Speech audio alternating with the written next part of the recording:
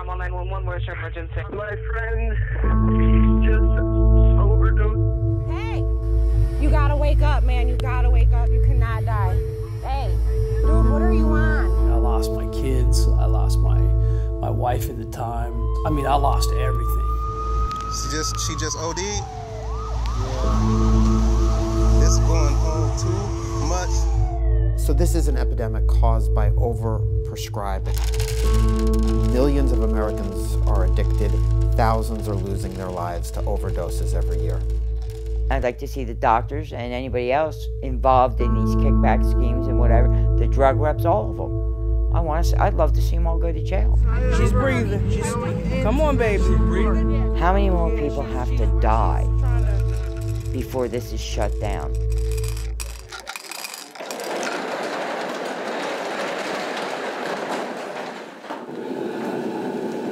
Al vroeg in de ochtend gaan ze aan het werk in de Blue Vase verslavingskliniek in Arizona. Met kunst, ambachten en groepstherapie proberen ze terug te keren in de maatschappij. Niet zo lang geleden was Brock Bevel nog een succesvol politieagent bij de narcotica-brigade nota bene. Hij raakte gewond, onderging operaties en dus schreef de arts hem zware pijnmedicatie voor. I remember him telling me one time, hey, you're a police officer, you're not going to get hooked on these. I felt like I understood drugs and man, they took a hold of me. Yeah? They took a hold of me. What happened? I became addicted to them. I needed them. That's when I was in the police academy. My problem was I had multiple doctors prescribing these medications. It wasn't just one doctor for my knee. I had a hand doctor, I had a foot doctor, I had a knee doctor, I had a shoulder doctor. And all were prescribing it without even asking me, hey, do you have another injury or is there another doctor that's giving you medications? So they were facilitating your addiction? Absolutely. Because there's no questions asked. You know, there was no, hey, how are you feeling? I need more. Okay, let me give you more. Hey, buddy. Just lay still. Lay down, it's all good. We're just helping you out. You've overdosed, so we're helping you out, pal. This is the worst drug addiction epidemic in United States history. More Americans dying each year from overdoses than we lost fighting in Vietnam, Iraq, Afghanistan combined. Dr. Andrew Kolotny is een van Amerika's voornaamste experts op het gebied van verslavingsonderzoek. Zonder twijfel wijt hij de huidige drugsepidemie aan het feit dat artsen patiënten veel te snel en veel te veel opiaten voorschrijven. The reason we started to become so aggressive in our use of these medications is that in many ways we were responding to a brilliant marketing campaign beginning in the 1990s, particularly with the release of a drug called OxyContin. OxyContin groeide in die tijd uit tot Amerika's wondermiddel. Dat kon afrekenen met pijn door welke kwaal dan ook. Overheidscontrole was beperkt.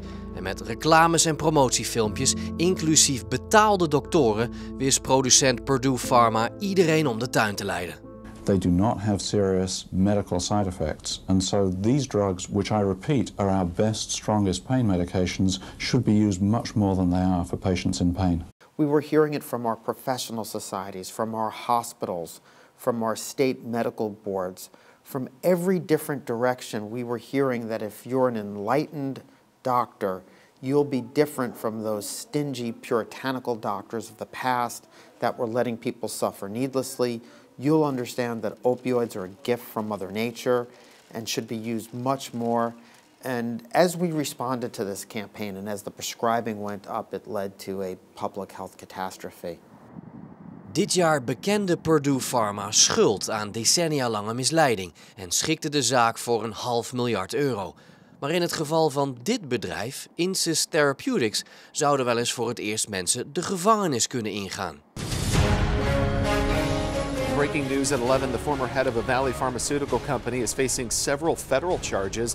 John Kapoor arrested here in Arizona and accused of racketeering, conspiracy. Insys ontwikkelde de pijnstiller Sapsis, een opiaat gebaseerd op het zeer verslavende fentanyl, wat 50 keer sterker is dan heroïne.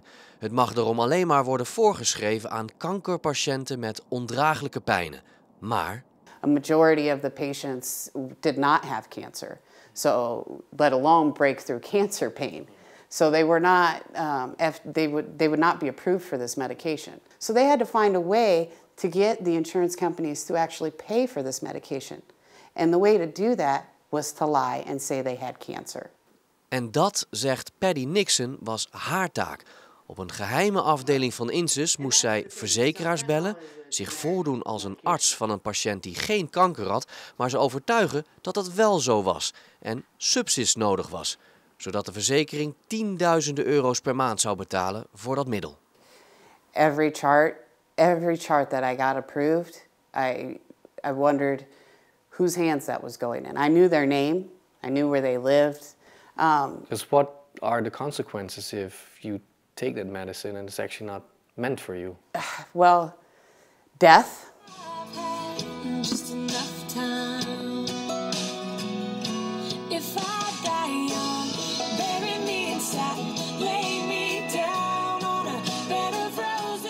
I have her funeral music in my car and I listen to it a lot.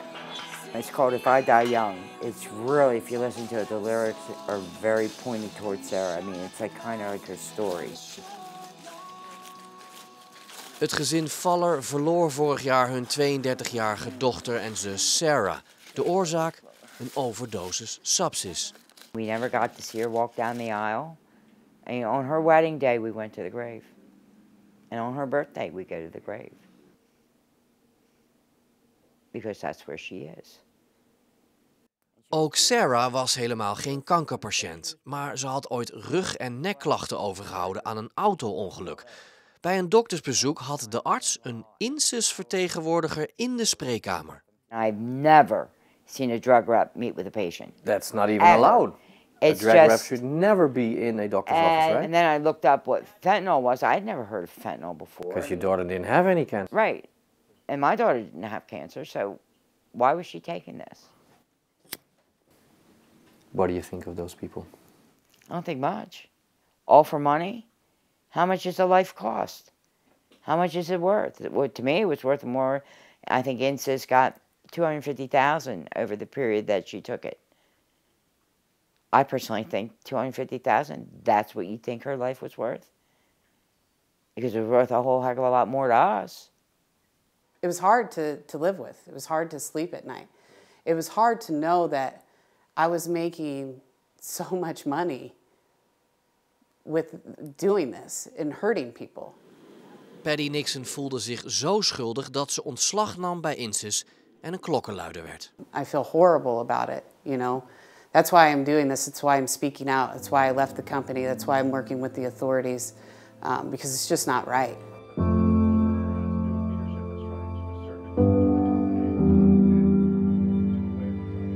I decided to detox on my own. I stayed in my bathroom, and I just made the decision that I'm not coming out of that bathroom until till those drugs are out of my system. So it took me 7 days. 7 days in your bathroom. 7 days. It was an interesting fight with God. I thought I was going to die, and I even in that last conversation I had with God is, here's the deal. You take me today, because I can't go through this anymore. I'm at rock bottom. Maar Brock overleefde. Nu runt hij zijn eigen afkikkliniek in het dorp. Daar waar zoveel andere mensen dezelfde verslaving hebben aan pillen, opiaten. In this area, it's horrible. We have so much work here to keep us busy for a lifetime.